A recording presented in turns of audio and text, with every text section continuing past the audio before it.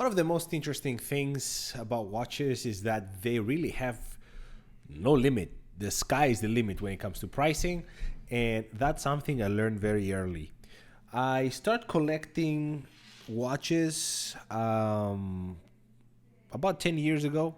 I talked about this, I'm not gonna go into it, but one of my first watches that I purchased, and I thought it was a big purchase as well, was this the Citizen Nighthawk. And I have this for 8 years. And this is one of the very few watches that stayed in my collection all these years. The reason why it stayed is twofold. Well, obviously, I created memories with it, but it's rugged. It's cheap enough to be replaced, but it's not cheaply made. And the fact that it's not cheaply made is um, evident by the fact that I have it all these years and it's been everywhere with me, numerous travels around the world. I've done tubing, horseback riding, snorkeling, and everything in between. And it takes a bidding and keeps on ticking. And the couple of times that it died on me because it didn't have any battery, I just took it to the sunlight for a couple of hours and it started ticking like a champ. So it's amazing. The question then is, why do we keep pushing for more? If you are in any significant time in this watch game, you will see that you always find yourself looking for something more expensive. And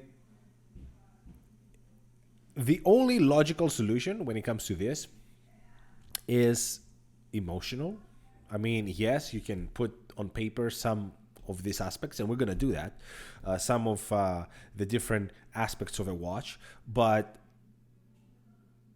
it's really emotional. In the end of the day, none of these will matter in your decision. It will be what you like and how a watch makes you feel, because in the end of the day, you don't need watches. Nobody needs watches. We have our phones, we have computers, our cars have quartz watches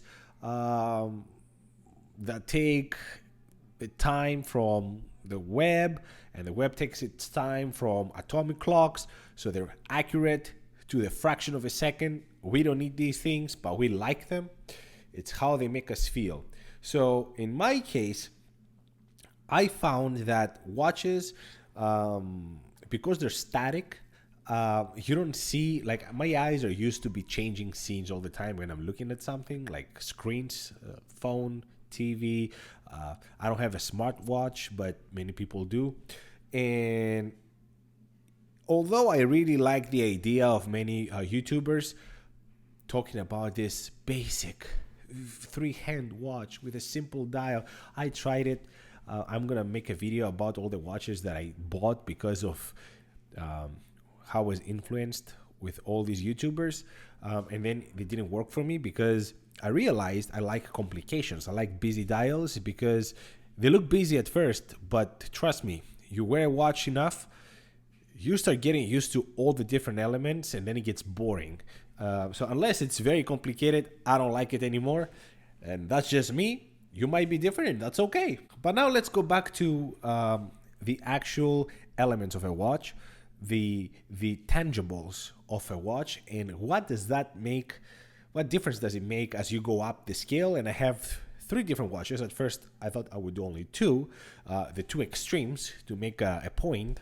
But last minute, I decided to throw one in the middle just so we see progressively how we have different elements. I'm not going to talk about any micro brands. The micro brands offer outsized value. So what I'm going to say is about major brands. If you go with something like Christopher Ward, you get top-notch quality.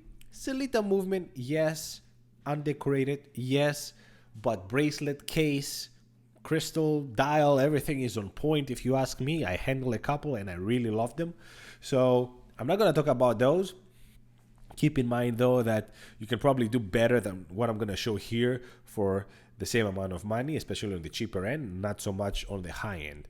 So the 2 watches that first came to my mind to compare was my Citizen Nighthawk and my Breitling Galactic Unitime, and you will see something very interesting here. I purchased this 2016 and this one 2023, and they look so similar. The color palette is very similar. The dials are very similar. They're both basically GMT. This is world timer. This is a GMT, but same kind of complication, same color palette. I mean, they both are very 3D. If you see the dial applied indices, so I think I have a pattern of what I really like. I like pilot watches, which is great because most people like divers. So pilots are cheaper than divers. So that's why I thought it would be interesting to see the difference between these two. Then in the end, I said, you know what? Let me throw in my Hamilton Khaki pilot. This is the Cooper from the movie Interstellar. This watch is very dear to my heart. Not only I love the movie, but my wife gave this to me for the birth of my son. So this is never going anywhere. And I love it. So, and again, a pilot's watch. So I have a pattern here. Anyway, I'm going to compare these watches using 10 different measurements.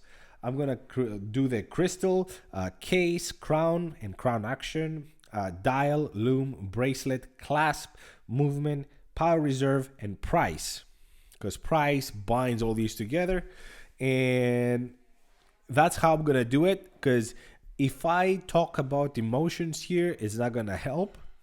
Emotionally, I love them all. That's why I have them. That's why I paid my own money for them. So I love them. So let's start with crystal. The crystal here, the Citizen has, let's start with Citizen here. And I'm going to do this. I'm going to start with the least expensive, going to the most expensive. Citizen, I gave it a 5. And the 5 is because this is a mineral crystal. It does the job. It was fairly decent at the beginning, but through the years, it collected a lot of scratches. And I tried to remove them with the paste. Didn't go away. So it's hard enough to not be buffed with the paste that you typically use in these cases, but it's not strong enough to not get any scratches. So unfortunately, and it doesn't have any anti-reflective treatment, even though it's very decent. So 5. Hamilton, 8. It's a sapphire crystal. It's flat for the most part. It looks like a dome crystal, single dome though, not double. It's a basic sapphire crystal, no anti-reflective whatsoever. The good thing with this, unlike other Hamilton, the dial really absorbs a lot of the light, so it's not as terrible as other Hamiltons. The winner by far is the Breitling, and the Breitlings in general have the best crystals probably in the market, period, regardless price point. Not only the crystals are incredible sapphires, but like I'm looking the watch from the side here, and I think that I can almost grab the indices with my hand and the hands. It's just incredible how good of a job they do with the anti-reflective treatment. And I gave some beating on this watch, and I haven't seen a scratch yet, knock on wood. So incredible. 10 out of 10. Case. Now, case, I'm going to start with the Citizen, and I gave it an 8. And I think it's pretty decent because it's nice and angular. It looks like a fighter jet. It looks like a Lamborghini or whatever you want to call it, but in this case, it's a palace watch, so I guess fighter jet, like an F-35. It's plain. It doesn't have polished bevels or anything except a little bit on the side here, close to the strap. But the whole thing is brushed. But it's supposed to be. It's a pilot's watch and a tool watch at that. The Hamilton, I gave an 8 because it's a great case. It has some basic architecture in it. It's a little more plain, if you ask me. It's a little more down the beaten path. Some lag protection here, but that lag protection is really covering a lot of the crown, and it doesn't help when you try to wind the watch or change the time. I find it like it doesn't leave a lot of real estate to grab, and it's a nice thin case, brushed and polished, but basic design, basic architecture. I gave a 9.5 to the case of the Breitling because the polishing, it's all polished, so there's nothing complicated in that. But it's two different metals. It's stainless steel. It's tungsten carbide on the bezel, and the bezel doesn't even have one tiny scratch in over a year now. It looks like brand new, and that is incredible to me. I'll talk about the crown later, but I can tell you right now, the way the crown pulls is just incredible. Like, you can take it to the second position and it doesn't move at all sideways. It's that well built. It's just solid. It feels like a tank. So I love it. 9.5. Crown action. The crown action on the Citizen is very basic. It's a quartz movement. So you pull it out. There's some play on the second position here. It only feels really solid when you have the crown screwed down all the way. Other than that, it's fairly grippy, but it's very loose. Once you take it out, like once you unscrew it and you pull it out, it feels very loose. It feels flimsy. So that's why I can't give it more than that, but very decent for the price. The Hamilton, I give it a 7, only one more point, and that is twofold. It's not a screw down crown, it's only push and pull. And then, as I mentioned before, the crown is really small and it doesn't give a lot of real estate with these crown guards, so it doesn't do a really good job. And then when I pull out all the way, it's still very nice and solid. Not as the Breitling, but really decent. The Breitling, 8.5, and you would expect more based on what I said before because it's really solid. It feels amazing once you pull it out. But two things. First of all, this design, the onion style design, is really bad. I hate it. It's really hard to grab, to unscrew, to wind.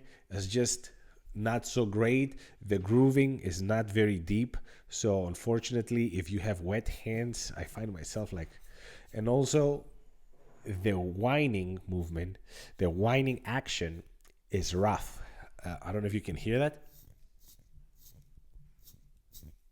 It doesn't feel very refined, unfortunately. So this is why I give it only an 8, but 8.5. But it's very solid, very solid. It feels amazing. Like, I don't feel I can break it. I can probably forget it out and not having any issues. And it does look very cool. It's very different than any other crown that you will see on the market. So that's why. Dial, the Citizen gets an 8, and I'm being conservative here. The 8 is at least an 8 it gets. It's so three-dimensional. I love the slide rule on the outside. That gives a three-dimensionality on the dial. Then everything is applied. All the indices are applied. You have 5 different hands, 2 for the GMT, then the time, the minute, the second, and then you have the date. A lot of things going on here, and I adore that. I adore it. Also, the dial itself, because it has the solar panel on it, you can tell that there's a matte circle in the center, and then it's more glossy on the outside. I just love it. The Hamilton gets a 7.5, so half a point less, and this is because the dial, it looks amazing. It's black and it has some sunburst effect. The indices are applied and they catch the light incredibly. At some lights, they get lost. Some lights, at some angles, they just shine like they have lume. But other than that, it's more plain than the other ones. It has a date and day complication, which is great, but it doesn't feel as three-dimensional as the Citizen. It looks a little more flat, even though it's not. And then the dial of the Breitling gets a solid 10, and it gets a solid 10 regardless how I see it. I love the B of the logo. It's a solid 18 karat gold. If you don't know that about Breitling, every time you see an applied logo, it's 18 karat gold, white or gold or yellow gold. You see the world map on it, the applied indices. The hands themselves look amazing, custom made, seconds hand with that B and the anchor. It's just amazing. And then the world timer, all the cities around. I just adore this watch, and I find it incredible. Now, when it comes to Loom, that's one of the strongest point of the Citizen. It gets a 9 out of 10. I have this watch for 8 years, and every time I turn off the lights, it glows like a torch, and it has a nice color. It has that blue hue in it, and I just love it. 8 years, and it shines as new, and there's a lot of Loom in here. I adore it. There's nothing more to say. Hamilton, it's a joke. It only has Loom in the hands of the minute and the hour, and nothing more than that. So it's actually all the outer printed indices are loomed, but the first 10 minutes you can see them, and then other than that they disappear. The only thing that you can see more than 10 minutes is really the hands, and that's it. So it gets a 4. And then the Breitling gets 10 out of 10. This thing is a torch. It has also that blue hue in the Loom, and it shines for all night. I can wake up at 5 o'clock in the morning and I can tell what time it is on this thing. It's just incredible. It just lasts forever. Of course, Super Luminova. Citizen has basically the same thing that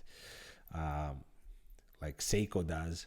They have their own proprietary, I think, Loom, but it works amazingly. So they're very close, actually. Bracelets, I gave the Citizen a 7, and this is not the original. The original, it came with a mesh bracelet, even though typically now it comes at a nice solid bracelet, like an oyster kind of style. But I've seen reviews on it, and everybody loves it.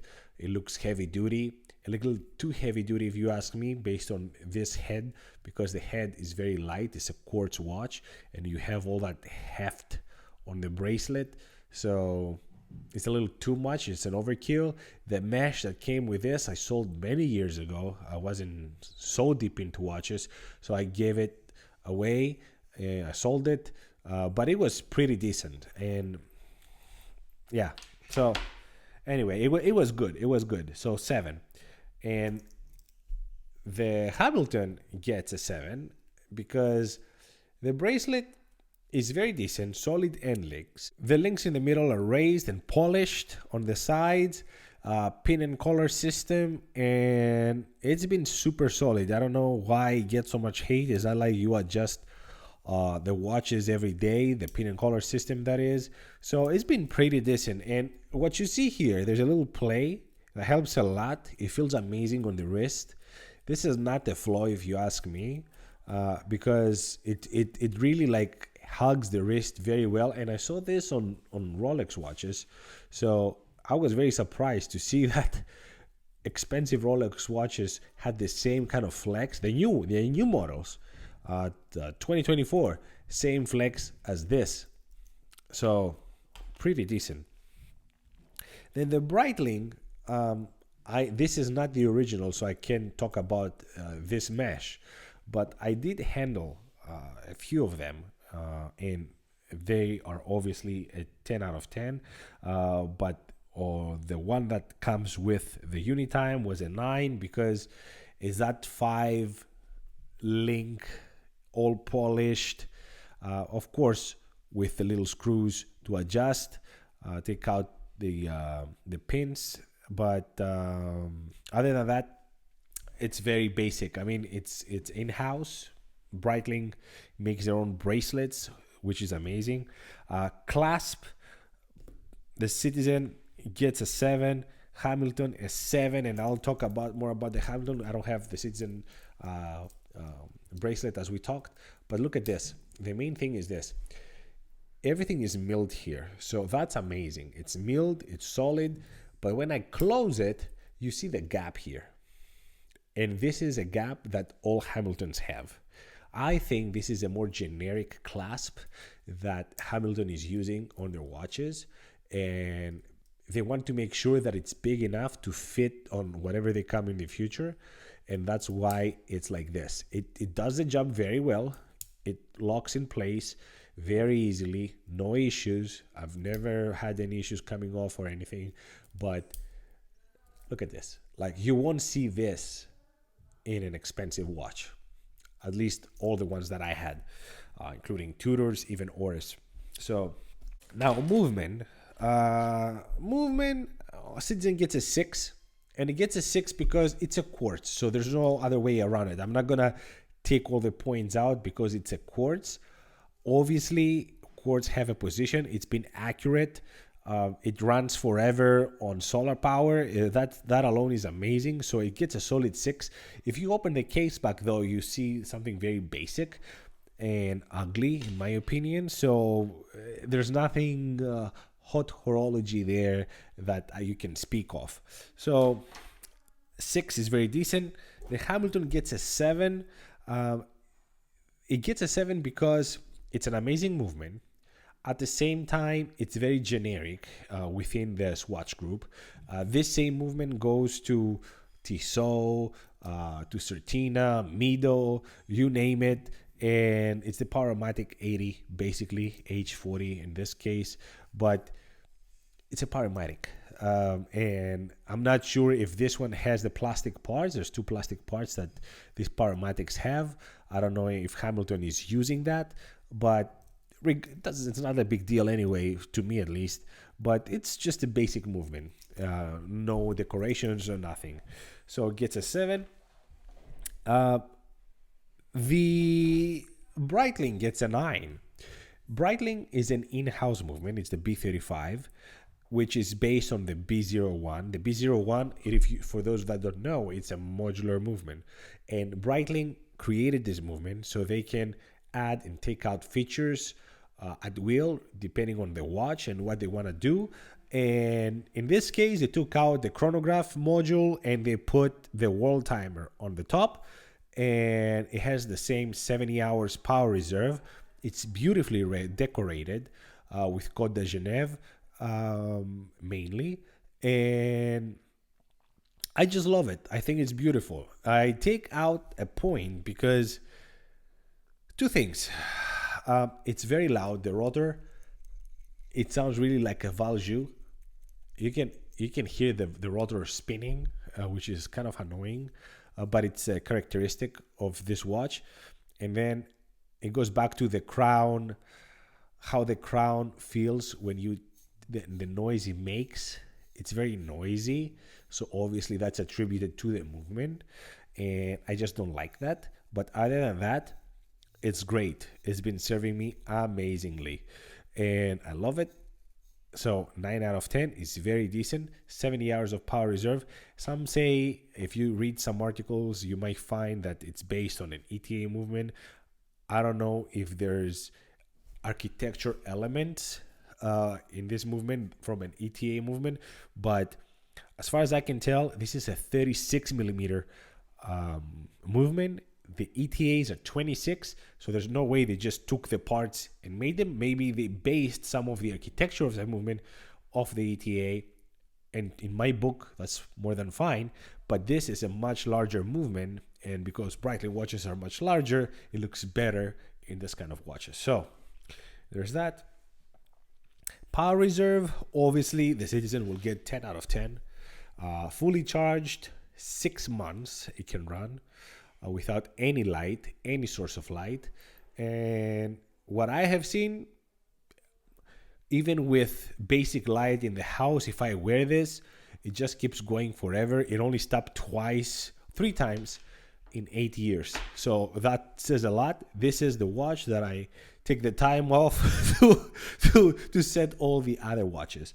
9.5 for the Hamilton. I mean, 80 hours. Yes, you drop the beat to get the 80 hours, unfortunately, and that kind of annoys me because that seconds hand is a little rough.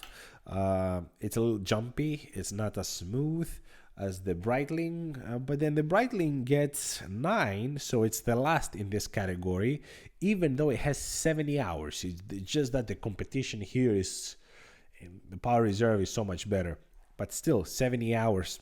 That's the industry standard when it comes to luxury watches, but there's better. IWC now offers 5 days. Oris offers 5 days. So there's many watches coming to 5 days now instead of 3, but 3 is pretty decent. Price, Citizen, 10 out of 10. There's no other way around it. For market price, about 160, 180. It's just incredible what you're getting here.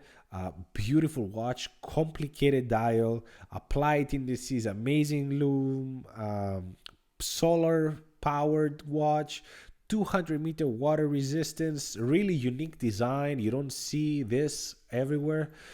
I think it's amazing value.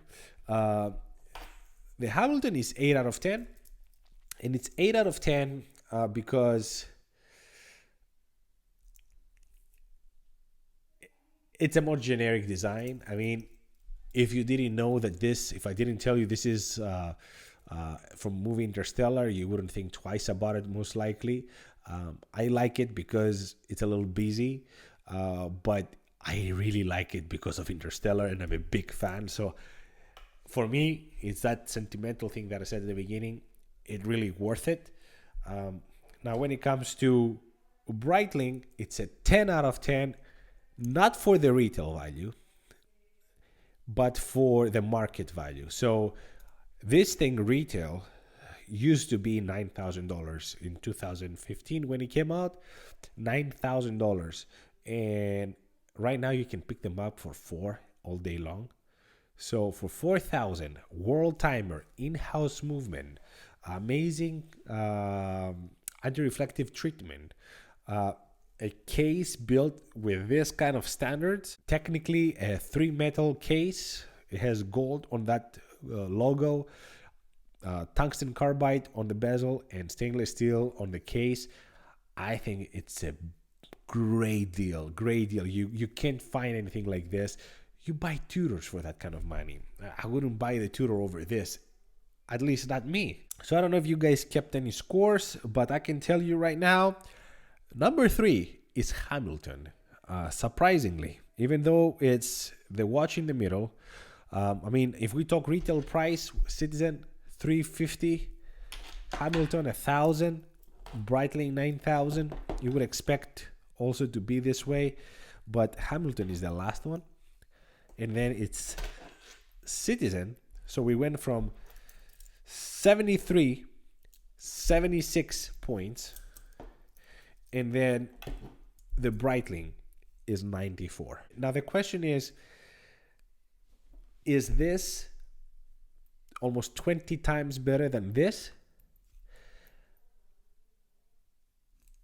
With the exception of dial and loom, I say yes. Everything else feels like they're different worlds altogether.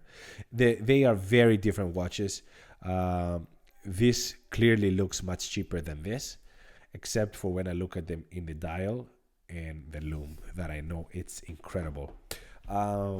This one, it feels $1,000 when you know it's a Swiss watch and you see the case back and you see the mechanical movement. You can suspect.